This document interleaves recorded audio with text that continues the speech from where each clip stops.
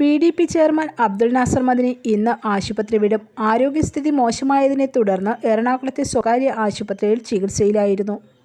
കർശനമായ സന്ദർശക നിയന്ത്രണത്തോടെയും മെഡിക്കൽ സംഘത്തിൻ്റെ പരിചരണത്തിലുമാണ് വീട്ടിലേക്ക് മടങ്ങാൻ ഡോക്ടർമാർ അനുമതി നൽകിയത്.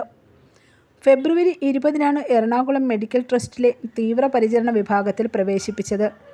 തുടർന്ന് ഡയാലിസിസ് ആരംഭിക്കുകയായിരുന്നു. ഇതിനിടെ വെന്റിലേറ്ററിലേക്ക് മാറ്റി. കടുത്ത ശ്വാസതടസ്സവും ശ്വാസകോശത്തിലെ വെള്ളക്കെട്ടും ഉയർന്ന രക്തസമ്മർദ്ദവുമായിരുന്നു ആരോഗ്യസ്ഥിതി വഷളാകാൻ കാരണം. ഹൃദയ സംബന്ധമായ തകരാറുകൾ ഉണ്ടോയെന്നറിയാൻ ആൻജിയോഗ്രാം പരിശോധനകളും നടത്തിയിരുന്നു. 1.5 മാസത്തിന് ശേഷമാണ് ആശുപത്രി വിടുന്നത്.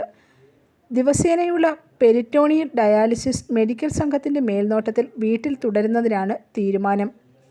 News desk press Malayalam.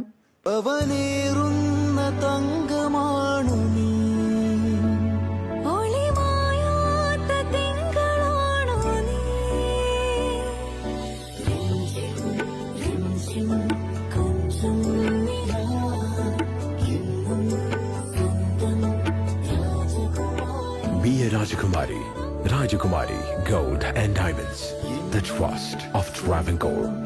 Rajakumari.